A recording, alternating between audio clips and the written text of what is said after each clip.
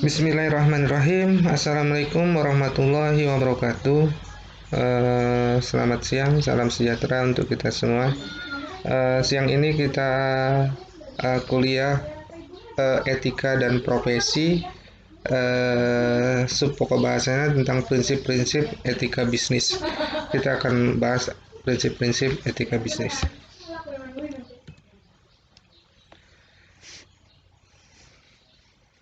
Oke ya, kita bahas pertama karena kita membahas tentang etika bisnis, saya akan membahas tentang pemasaran dulu atau bisnisnya itu ya. Kita pemasaran. Apa itu pemasaran? Adalah suatu sistem manajerial seni pemenuhan kebutuhan atau keinginan konsumen akan barang dan jasa mengutamakan pelayanan terbaik dengan tujuan memperoleh laba melalui kepuasan konsumen. Jadi di sini pemasaran itu soal sistem manajerial dan seni pemenuhan kebutuhan, ya. Jadi di sini ada kata-kata di sini yang bisa kita garis bawahi di sini seni. Jadi kenapa dia dikatakan sebagai seni? Jadi siapa saja bisa memasarkan sebuah produk. Jadi nggak ada kata saya ini orang pendiam, jadi nggak bisa berdagang. Saya ini orangnya seperti ini, nggak bisa berdagang. Saya ini orang hukum, misalnya pendidikan saya hukum, saya nggak bisa berdagang. Saya ini pendidikannya dokter, saya nggak bisa berdagang. Nggak, karena di sini pemasaran itu seni. Jadi memasarkan suatu produk, ya, memasarkan suatu produk itu berdasarkan karakter diri kita masing-masing, nggak perlu mengikuti orang lain. Jadi di sini kita nggak perlu mengikuti orang lain, ya. Jadi natural aja sesuai dengan keinginan. Yang penting ada kemauan. Jadi seni pemenuhan kebutuhan atau keinginan konsumen akan barang dan jasa. Kenapa? Ini ilmu hidup sampai sepanjang masa pasti terpakai. Kenapa? Manusia ini nggak pernah ngerasa cukup. Jadi dia ingin membeli konsumtif, ya. Mengutamakan pelayanan terbaik dengan tujuan memperoleh laba melalui kepuasan konsumen. Yang terakhir ini kepuasan konsumen juga bisa kita garis bawahi. Ini sebagian dari strategi pemasaran. Kalau konsumen itu merasa puas, walaupun tempatnya di pelosok, pasti bakal dicari. Oke ya, lanjut ya. Wah, ini dia. Ini gambar ya, ini gambar seperti ini mungkin persepsi kalian semua ini berbeda-beda ini untuk melihat ini, tetapi kita dari sisi positifnya aja lah. Ini cuman buat selingan aja ya, ini buat selingan. Gambar ini menunjukkan sebagai pasar, ini sebagai market, ini sebagai market nih, ini sebagai pasar. Nah, jadi begini, ini ya, ini cuman guyonan aja ya. Jadi kalau memiliki keinginan atau orang ingin memiliki keinginan, ini perempuan ya, istri sini wujudnya perempuan. Kalau dia orang itu butuh, ya kan, dia nggak bisa mencukupi, maka dia akan bergeser ke lain. Misalkan kalau kita mau belanja di sebuah warung, gitu kan, yang kita cari itu nggak ada di warung tersebut, kita akan bergeser di warung sebelah yang warungnya itu lebih lengkap kebutuhannya, yang kita cari itu ada. Setelah kita cari itu ada, kita bukannya beli yang kita cari, maka kita akan beli produk-produk yang lain, gitu kan. Kenapa? Di situ karena bisa memenuhi kebutuhannya, ya. Dari segi positifnya dia bisa memenuhi kebutuhannya. Kalau dia nggak bisa memenuhi kebutuhannya, konsumen ini akan geser dan lari ke toko sebelahnya atau warung sebelahnya, ya. Yang salah paham ya. Oke, di sini ada pasar tercipta jika pertama ada orang yang mempunyai kebutuhan dan keinginan, yang kedua adanya daya beli, yang ketiga kemauan untuk menggunakan daya beli. Ya, jadi ada tiga pasar itu tercipta. Pertama ada orang yang mempunyai kebutuhan dan keinginan, ya. Kalau dia butuh dan ingin tapi nggak ada uang, masih bisa dia beli, dengan cara apa? Kredit. Adanya daya beli, ya, mengeluarkan uang dan ada kemauan untuk menggunakan daya beli. Jadi kan ada daya beli, ada keinginan. Kalau uangnya banyak juga di dompet, masuk ke mall, tapi dia nggak punya keinginan untuk mengeluarkan uang, nggak jadi transaksi. Jadi pasar itu bisa kita ciptakan, ya. Di sini bukan pasar dalam arti kata tempat, tapi bisa kita ciptakan karena ada tadi keinginan, ya, adanya daya beli, ada kemauan untuk menggunakan daya beli tersebut. Jadi itu pasar. Jadi di kampus ada transaksi jual beli, itu bisa kita sebut sebagai pasar. Di tempat teman transaksi jual beli, itu bisa disebut kita pasar juga. Di kantor begitu juga bisa kita sebut itu pasar kalau misalkan kita melakukan transaksi jual beli, paham ya? Nah, tapi kita punya prinsip, ya, ini yang perlu dipegang kuat dalam bisnis, ya, dalam berdagang, dalam berbisnis kita harus pegang prinsip ini, ya, prinsip-prinsip dari etika ini. Yang pertama itu prinsip otonomi, yang kedua prinsip kejujuran, yang ketiga prinsip keadilan, yang keempat saling menguntungkan, yang kelima integritas moral. Oke, ya. Nah, ini bisa kita lihat di sini, ya. Yang pertama otonomi.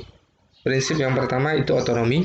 Otonomi itu suatu sikap kemampuan manusia untuk mengambil keputusan dan bertindak berdasarkan keinginannya sendiri tanpa yang dianggapnya baik untuk dilakukan. Orang otonom bukan orang yang sekedar begitu saja mengikuti norma dan nilai moral yang ada, melainkan orang yang melakukan sesuatu karena tahu dan sadar bahwa itu baik. Nah, itu kan. Di sini yang perlu kita garis bawah ini, tahu dan sadar. Kalau orang itu tahu dan sadar, udah positif, aman ini. Nah, kebiasaan akan membentuk kesadaran pribadi yang membuat baik serta bertanggung jawab. Kebiasaan ini tahu dan sadar. Ini otonomi. Tahu bahwa yang kita lakukan ini benar, tahu ini baik dan ini salah. Yang bisa tahu itu diri kita sendiri. Oh, ini nggak bagus loh, ini baik loh. Nah, seperti itu. Ini prinsip otonomi itu udah dari dirinya sendiri. Prinsip yang kedua itu kejujuran. Nah, ini udah pasti di sini. Kejujuran. Prinsip kejujuran ini diakui prinsip yang paling problematik, ya, karena masih banyak perilaku bisnis yang mendasarkan kegiatan bisnisnya pada tipu menipu atau tindakan curang, entah karena situasi yang ekstrim tertentu atau karena dasarnya di sendiri suka tipu menipu. Bisnis tidak bisa bertahan lama jika kita tidak didasarkan pada prinsip kejujuran. Jadi sebenarnya prinsip kejujuran ini yang terpenting lah, ya, nomor satu, yang mungkin di kondisi sekarang ini sulit sekali yang dicari orang yang seperti ini, ya. Nyari orang pinter itu banyak, tapi nyari yang seperti ini, orang kejujuran, nyari orang yang jujur itu sangat sangat sangat sulit sekali, sangat sulit sekali. Kalau zaman sekarang ini mungkin langka untuk itu, ya. Oke, ya, yang kedua ini sangat penting sekali ini. Ya. Yang ketiga itu keadilan. Jadi di sini menuntut agar setiap orang melakukan secara sama, jadi memperlakukannya secara sama sesuai dengan aturan yang adil, yang sesuai dengan kriteria rasionalnya dan dapat dipertanggungjawabkannya. Keadilan menuntut agar kita tidak berpihak yang dirugikan hak dan kepentingannya. Jadi kita harus adil dalam, mungkin kita ada rekan bisnis atau kawan atau gimana yang mungkin itu pembagian hasilnya kita harus adil, dan keadilan dalam pembagian hasil itu harus jujur juga seperti itu. Jadi kita nggak bisa membeda-bedakan yang ini dan yang itu, ya. Kita harus berlaku secara adil, ya. Pak, adil itu nggak harus sama, ya. Kadang ada orang berkata seperti itu, ya. Pak, adil itu nggak harus sama, ya. Iya, lihat dulu situasi dan kondisinya. Kalau dipukul rata ya repot juga. Contohnya misalkan kita ngasih anak, yang satu anak SMP, yang satu anak TK. nggak mungkin dikasihnya sama anak TK semua kan, itu ya nggak mungkin. Begitu juga dalam suatu pekerjaan, masa dipukul rata, ada yang capek sama yang nggak capek hasilnya sama. Nah, ini bisa benturan. Jadi mungkin ada yang seperti itu. Tapi kalau misal haknya sama, dalam dalam prinsip etika bisnis itu harus adil ya. Oke ya, manusia ini nggak pernah adil ya. Yang punya keadilan yang mutlak itu cuma Allah. Lanjut ya. Nah, ini prinsip yang keempat, saling menguntungkan. Ya, positif ini. Prinsip ini menuntut agar bisnis dijalankan sedemikian rupa sehingga menguntungkan semua pihak. Ya pasti. Kalau nggak menguntungkan kita gotong royong, ini nggak ada yang mau. Kalau kita usaha, ya kerja kita tidak menguntungkan, ya nggak usah aja. Gotong royong ini namanya kita bakti sosial. Ya itu keuntungan itu biasanya ditanya untung dulu, kadang menghitungnya ke sana dulu. Yang kelima, prinsip integritas moral. Nah, ini dia. Ini biasanya menjaga nama baik. Ini prinsip ini menjaga nama baik. Kalau orang itu sudah baik, insya Allah baik. Seterusnya dia baik, dia bisa jaga. Mereknya udah bagus, ini mereknya, ini produknya enak, bagus. Ya nggak perlu kita berkuar-kuar lagi. Orang sudah tahu itu produk bagus. Itu namanya prinsip integritas moral.